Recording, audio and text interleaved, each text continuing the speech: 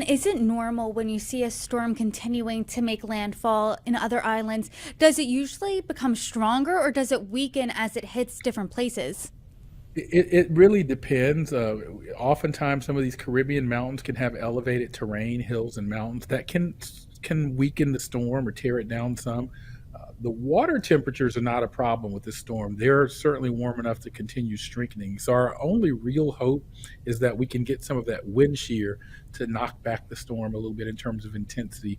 Because the more it stays over that warm water, if wasn't really weak wind shear around or wasn't really strong wind shear around, that thing could really pop. So I think the next several days will be very important because our models are pretty good between about 3 and 5 days, particularly with track. The intensity forecast, Brittany, I'm just going to be honest, as a scientist in this field, we are much better with intensity forecasts with hurricanes than I'm sorry, with track forecast than intensity forecast. We generally are much better with telling you where it's going.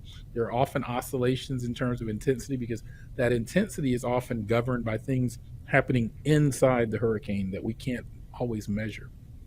So let's talk about that track a little bit. You did touch on that it's going to be hitting Southeast Texas. So let's say you're in Southeast Maybe, Texas. maybe. Potentially. It Yeah. has the potential to hit Southeast Texas. What are you doing right now? Because we're coming up on the holidays. Oh, I know. So I think around Sunday, Saturday, Sunday, and Monday would be the time frame, probably late Saturday into early Monday, that if it were to make a slight jog to the northwest and affect the Texas coast, I think that's the time frame that we're dealing with.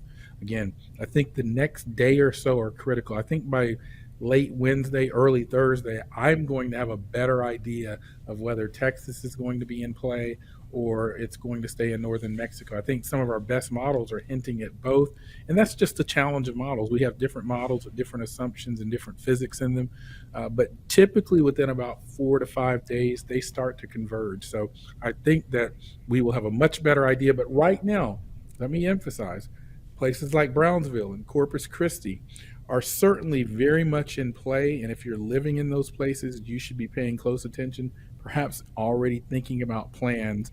Again, because once we clarify the track within the next day or two, you only have a slight window of time at that point to make decisions.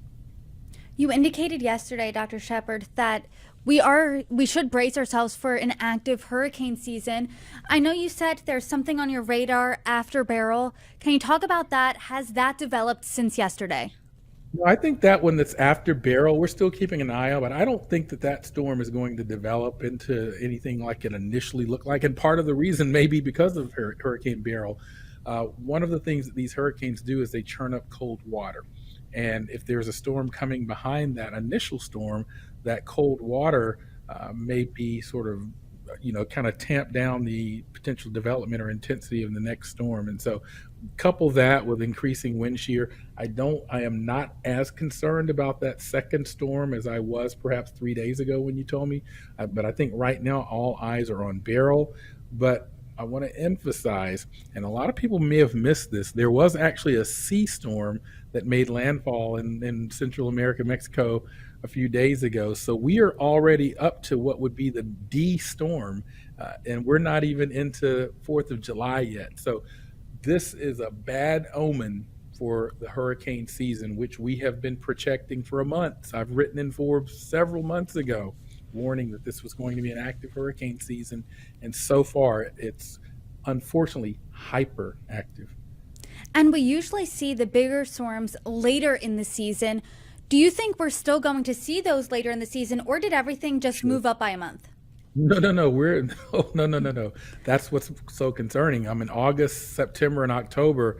That's prime time for these storms, and there's no reason to believe that we won't see this type of activity. I hope not, but we certainly expect hurricane activity to start ramping up in August, and so we're just getting a preview. And I hate to call it an appetizer because it's a bad taste in my mouth, but we're getting a preview perhaps of what the peak of the season will bring. And that's why people need to be cognizant of what's going on in the Caribbean. If you've got plans to travel in those parts of the country or the world, or even here in the U.S. Gulf Coast and even East Coast, this is going to be one of those seasons like we saw in 2005 and in 2020 and 2021. I fully predict that we will probably run out of hurricane names as we did in those seasons. And in the past, we've had to go to the Greek alphabet when we run out of names. But this year, for the first time, we'll be using a supplemental name list, a new set of names. Dr. Shepard, per usual, I thank you so much for coming on here, breaking down the latest, informing our viewers. Dr. Shepard, thank you so much for the conversation.